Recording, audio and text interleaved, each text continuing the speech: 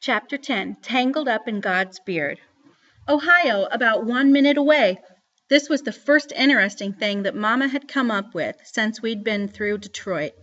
Just outside of Toledo, we pulled over at a rest stop. Mama said, "Okay, who's got to go to the bathroom? Who's hungry?" We got out of the car and started scratching and stretching.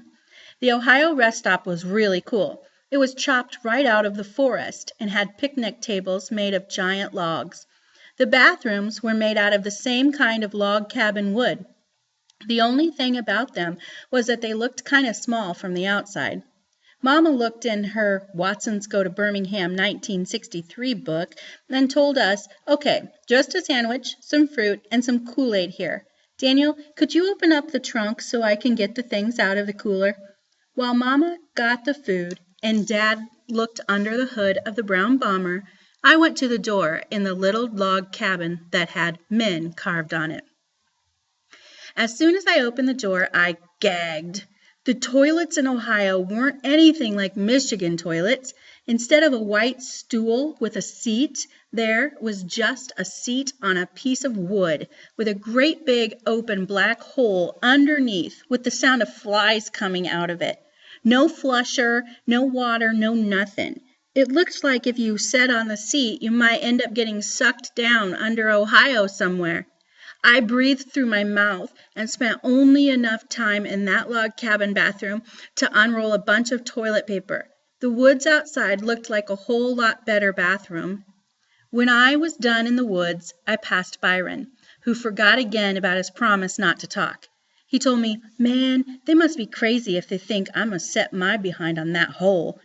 By's hands were full of toilet paper, too. We ate our lunch on one of the picnic tables, and Mama made a jug of Kool-Aid with water that me and Joey pumped. Only Mama liked it, though. The water seemed like it had metal in it and made the Kool-Aid taste like great medicine. Me, Dad, By, and Joey dumped our Kool-Aid when Mama wasn't looking, but I had to ask for seconds and plug my nose and drink it because day one was my day to have peanut butter and jelly, and Mama always puts too much peanut butter on the sandwich, and you've got to have something to wash it down in case you start choking. When we finished eating, Byron asked, "What's the word on them toilets?" Mama and Dad cracked up. "So you like those, huh?" Dad said. Mama said, "You better get used to those, Byron. That's an outhouse, and that's what Grandma Sands has." "What?" If you try to be cool all the time and something surprises you, you sure do look stupid. "Uh-huh," Dad said. "That's where you're going to be taking care of your business for a while." By said, "Wait, let me dig this. You think if I gotta go to the bathroom, You mean if I gotta go to the bathroom, I gotta go outside into a little nasty thing like that? Ain't they got no sanitation laws down there? How you gonna have a hole for a toilet and not get folks sick? Don't them things attract flies?" Mama and Dad laughed again. Mama said, "Your Grandma Sands always says it seems a lot nastier to her to be doing that in the house. The way she looks at it, a house is a whole lot nicer place if the facilities are outside." "Oh, I remember those outhouses," Dad said. "I remember when we used to go visit my grandmother in the country, and there would be a Sears catalog in the outhouse, and when you were done, you just tore a page out of the catalog and—" "We get the point, Daniel." Mama stopped Dad. After lunch, By went back into the log cabin outhouse and came back with his pockets bulging with toilet paper. He told me, "Man, they must be on dope if they think I'm a wipe my butt on some rough old catalog paper." We loaded the cooler back in the car and got back on I-75. When you're 10 years old, like me, some of the time, no matter how excited you are, or no matter how hard you try, you just can't help falling asleep in the car. I did a lot better than Joey, though. She was out before I'd even sucked all the leftover peanut butter out of my teeth. She stretched out across the back seat, and me and Vi argued about who would hold her head and who would hold her feet. Joey drooled a lot, and so it was the worst job to hold her head. We had teased Mama so many times about planning everything so much in her notebook that Vi decided to be cute and asked, Could someone check that Watson's Go to Birmingham book and see who's supposed to be holding Joey's leaking head for the first 100 miles in Ohio? Mama and Dad looked at each other and laughed, and I did too. I really don't know why bullies have such a good sense of humor. It didn't matter who won the argument, 'cause the car started rocking me to sleep. Maybe someone could say the brown bomber was old and ugly, but you could never say anything bad about its seats. They were the best things in the world. I leaned my head back and watched Ohio go zipping by. I couldn't keep my head from sinking deeper and deeper into the brown bomber's seat. I woke up and got real nervous real fast. I felt something wet in my pants starting to run down my leg. I opened my eyes and said, "Whew!" It was just Joey drooling all over me. I complained and Mama made Bi take Joey's head for a while. I took her shoes off for her, and instead one of her shoes was a kind of worn-down picture of a little white boy with a girl's hairdo and a smiling dog. In a circle around both of them it said Buster Brown. As I drifted back to sleep, I wondered what a little white boy would think if he knew he was getting stepped on every day by my sister. Then my neck got rubberized again and my head nodded down. It nodded back up when I heard Mama say real soft to Dad, How you doing? Cincinnati's just ahead." "Oh, I'm fine. I've still got a lot in me. I think I'll just stop in Cincy for a stretch and some gas." "Really?"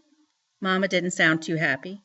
"Sure, why not? The kids are all asleep, and you looked like you were about gone yourself." Mama didn't say anything, but I knew she'd have to change her plans if we didn't stop for the night in Cincinnati. Dad kept trying to make it seem okay. We smiled and said, "Don't worry, Willona." He smiled and said, "Don't worry, Willona. We might as well go just a little further." I wanted to lean up and whisper to Mama that I knew what Dad was planning, but the last time I was asleep, Byron had put Joey's head back in my lap, and I was just too lazy to move her. But I knew if I wasn't so sleepy I could tell Mama what I'd heard Dad and Mr. Johnson saying before we left. Mr. Johnson knew a lot about cars, so Dad asked him to take a good look at the bomber before we went to Alabama. I was sitting in the car pretending I was driving, and Dad and Mr. Johnson were under the hood. "Oh, yeah, Daniel, this baby's sound as a dollar. Well, let me ask you something, Theo," Dad had said. "Do you think she could run it to Alabama straight?" Mr. Johnson thought for a moment. "I don't see why not. As long as you keep your eye on the oil and the water, it shouldn't give you a lick of trouble. The question isn't the car. The question is, could you do it straight?" "Well, the most I've done before is 8 hours. Willona says this will take about 15. But I've talked to some people in the shop, and they say it shouldn't be too tough. A couple of them are from Texas, and they say they've driven it straight. Alabama's closer, so why not?" "This Plymouth can do it if you can, Daniel." "Good. Besides, think of the money we'll save. I'm going to give it a shot, but I'm not going to tell Willona. She'd die. She's got this whole trip planned down to the last minute." Dad made his voice go kind of high and southern. "And Daniel, between Lexington and Chattanooga you will inhale 105,564 times, and you'll blink 436,475 times. That is, of course, unless you see something exciting, in which case you'll inhale 123,876 times and blink 437,098 times." Dad and Mr. Johnson cracked up. As we were going into Cincinnati, I wanted to lean up and whisper to Mama, "Hang on, Mama. You're going to blink and inhale about 62 zillion more times before you get out of this car." But the warm air and the highway noise and the brown bomber's seat and the way Joey was breathing all pushed me back to sleep. I was out through most of Kentucky, even though we stopped at some more Ohio-style rest stops. I was so tired that I even used a couple of outhouses, but I kept the door open and made Dad stand outside, so in case I fell in, he'd be able to pull me out. The next time I woke up, we were pulled over at a Tennessee rest stop. There were no bathrooms and no outhouses or anything, just a pump and a picnic table. When Dad turned the headlights off, everything disappeared into the blackest night anyone had ever seen. As we looked out of the windows, Mama checked her notebook, then announced, This is the Appalachian Mountains. We're over 6,000 feet above sea level. This is higher than we've ever been before." And she didn't sound real happy about it either. All 4 doors of the brown bomber opened, and the Weird Watsons got out. As soon as everyone was awake enough to look around, we all bunched up and hugged up around Mom and Dad, even cool Byron. Dad laughed. "What's wrong with you guys?" "Daddy, look how scary it is here," Joey said, pointing at all the giant shapes in the darkness. "Nonsense, Punkin. Those are just mountains." What Dad was calling "just the mountains" were the scariest things I'd ever seen. On every side of us were great big black hills, and behind these were even bigger, blacker hills, and behind these were the biggest, blackest hills. It looked like someone had crumpled up a pitch-black blanket and dropped the Weird Watsons down into the middle of it. The air up this high didn't seem right either. It made you feel like something bad was going to happen. If this was a movie, there would be loud, scary organ music playing right now. "Mommy," Joey asked, sounding real scared, "where did all these stars come from?" We all looked up, and instead of seeing the normal amount of stars, it looked like there had been a star explosion. There were more stars in the sky than empty space. "That's because the air is so clean here. This looks like the sky in Birmingham." Up close to us in the rest stop, all we could see was the pump. It looked like a deformed, evil, one-armed space robot. As our eyes got used to the dark, we could also see the picnic table, and behind it, that black woods. Most of the time, Mama and Dad don't like arguing in public, but Mama was real hot. She said, "Well, do you see what your non-stop driving has done? Do you see? Instead of being in a motel, you've driven us straight into hell." That got everyone's attention because Mama almost never cusses. This really scared me. I know it's stupid, but before I could stop myself, I said, "Hell? I thought you said this was Tennessee." Joey started boo-hooing right away. After we nervously nibbled on snacks, everyone sat on the same side of the picnic table, me and Vi had to go to the bathroom in the woods. We found 2 trees where we could keep our eye on each other, and I said, "Vi, do you think there are snakes out here?" "Snakes? I ain't scared of no dang snake. It's the people I'm worried about." I stopped looking at the ground and began watching the black woods. What people? I wish I'd picked a tree closer to Byron. "Didn't you hear Mama say this was Appalachia?" "So?" "Man, they got crackers and rednecks up here that ain't never seen no Negroes before. If they caught your butt out here like this, they'd hang you now, then eat you later." "What's a redneck?" "A hillbilly, only worse. Some of 'em don't even speak English." We made a break for the brown bomber. If Byron was trying to scare me, he was scaring himself too.